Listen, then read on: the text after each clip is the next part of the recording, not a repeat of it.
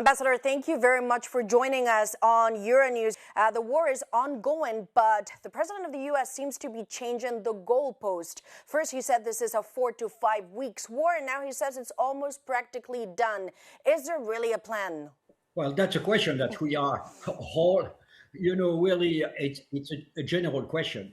What is the goal of this operation? And is it really change? Because at the beginning of the operation, President Trump was saying that he wanted to change the regime to this really in Iran. After that, it was the nuclear question, which was raised by the Americans, and now it's a question of, in a sense, destroying the military Iranian apparatus. Well, the general impression is that Trump really thought that Iran would react the way that Venezuela reacted. Apparently, it didn't work. Apparently, the Iranians really have made the choice of waiting. I'm sure that they believe that sooner or later, President Trump went, as the Americans say, caco. You know that they caco, that the American president is going, in a sense, to chicken out and really to say, considering the price of the oil, considering the situation in the Gulf, that basically at some moment Trump is going to say, I am the winner, and it's the end of the story. I think that's what we are facing right now. I've got to ask you, of course, this is a very different President Trump, because he always said he didn't want to force changes in countries, and now we're seeing a very different foreign policy agenda. So I've got to ask you, is this really an American war, or is this really Israel dragging the U.S. into war? I think it's a good question, because you know that Trump, really even before he entered the political life, actually was criticizing the presidents, the American presidents before him, because he was opposed to these military endeavors throughout the world. And for the MAGA crowd, I think it was an important element that the Americans, really were not going to waste their money while the U.S. itself, there are a lot of things to change. Apparently, and it's quite a surprise, and frankly, personally, I didn't expect it. Suddenly, you have Donald Trump, who is engaged into a sort of neoconservative policy. The only difference right now with George H. Bush was, at the time, George H. Bush was dreaming of bringing democracy. He was using American military force to export democracy, while with Trump doesn't care about democracy. So the question is, and it's a question which is raised by a lot of Americans, is whether it's a decision that really Netanyahu has succeeded to convince Trump to enter into this war. I think it's a very negative question for the future of Israel, because it's going to it's going to feed in the MAGA crowd, where anti-Semitism has always been, really dormant. Really, I think it could have very negative consequences on the relationship between the U.S. and Israel. Of course, and we talked about anti-Semitism here too in Europe. But I got to ask you then if this is really an effort pushed by Israel, what is the goal for Prime Minister Netanyahu? I think for Israel, in a sense, everything has changed October the 7th.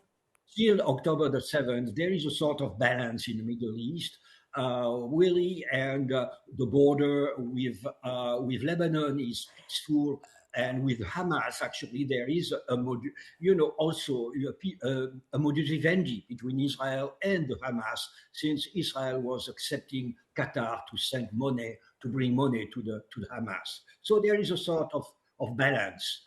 The October the 7th was such a trauma for the Israelis, and also was so serious that Israel has decided that it couldn't go back to the situation of October the 6th. We wanted to change the modus vivendi, the geopolitical situation in the Middle East, in a sense to impose a sort of hegemony in the Middle East.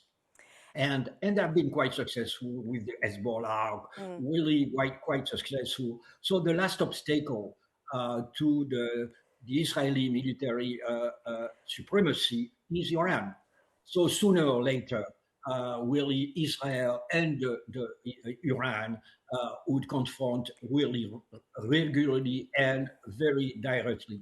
So I think for the Israelis right now, the question is to get rid of Iran as a great power in the Middle East. In the region. And that's what they are trying to do. So if tomorrow I think Trump is taco, if Trump is really saying, I'm leaving, I've won the war, this time I'm not convinced that Israel will stop the bombings. Of course, the message that we get with the line of succession is that the hardliners are still in place in Tehran. How do you see this playing out? Is there a scenario in which ultimately they have no other choice but to get on the phone and talk to President Trump, even if until now it's just been retaliation and they've not picked up the phone that we know to Washington? No, I think, unfortunately, I think that if I were, if I were an Ayatollah, I would simply do what the Iranians are doing right now. And I think that right now they hope, again, as I have said, that Trump will leave, saying, I've won, I've killed Khamenei, and I have destroyed all the military capabilities of Iran, I'm leaving. And the result will be to have the Gulf states suddenly facing, I think, a revenge, really an Islamic Republic full of revenge, and really look at Khamenei, the son, apparently the new supreme leader. Really, you have to imagine his father, his mother, his son, his brother, his sister-in-law, his nephew have been killed in a few days by the Americans. Really, he's a human being. Whatever you think of him, he is going to make, I think, if the Americans leave, and I think they don't have the choice at the end of the day, he will want to have a revenge. And the Gulf states will be actually very vulnerable. Of course, there's a question around the security himself for this individual, but I got to ask you about the Europeans. Where is Europe in this crisis? And the fact I've got to ask you says a lot. When I was teaching international relations in Paris, I was always saying, if you have a question about Europeans, the first sentence that you should use is the Europeans will be divided. We are, by definition, divided because we are, we have different powers, different geography with different history. Obviously, you see, for instance, that Germany is sticking to the US and sticking to Israel. It's obvious. Most of the Europeans, I would say, are trying to hide themselves. They don't want to be taken between the American hammer and again, maybe the Israeli handmill or the Iranian handmill. So most of Europeans are looking the other way and waiting for the end of the crisis. You have some countries which are more active. Spain has been really on the front line of really sticking to the international law, and has been very active. Some say Spain has now taken the part of France. If there was an echo to the Iran invasion, some would say Spain is now the French voice at the time. Would you agree? I think, in a sense, to be frank, I think the Spanish Prime Minister was on the front line. The French have rejoined the Spaniards, and now one by one, the European countries are really assessing that the operation is in a dead end, and also assessing that their public opinion is more and more moved by the suffering of the civilian population in Iran, but also in Lebanon. And if I may just lastly, of course, the one woman who seems to want to be very active is the head of the European Commission. Are you surprised by the role that the head of the Commission is playing and wants to play? Is she in the wrong, or ultimately is she a smart operator? I am a bit, I'm a bit surprised because she's out of her competence. The treaty, the treaty, which is the basis of the European Union, doesn't give her any special competence in foreign policy.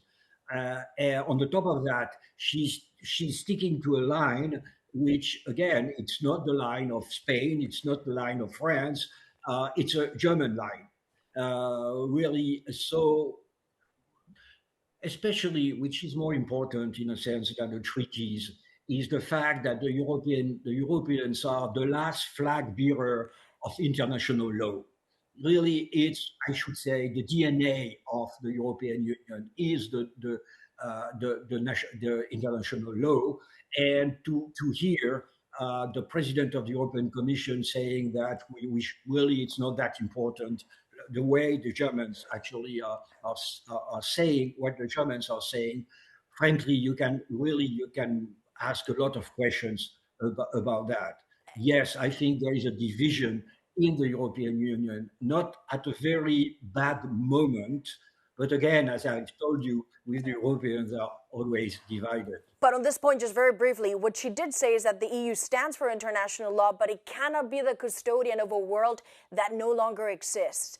Does she have a point, or is she in the wrong? Is this the wrong time to make that statement? Frankly, to be for, it's a bit like somebody who is, well, it's very French, who is somebody is in the middle of adultery and is going and is saying, oh, actually, I am in favor of the principle of marital fidelity while committing adultery. It's not the international law is not only a principle, really coming from heaven, but it's a policy, and which means that it should have consequences, and we should, the Europeans, really, in a sense, saying we have to react against Israel and against the U.S. Well, Ambassador, thank you so much on the geopolitics and marriage too. Thank you for joining us. Always great to see you. Thank you. A pleasure.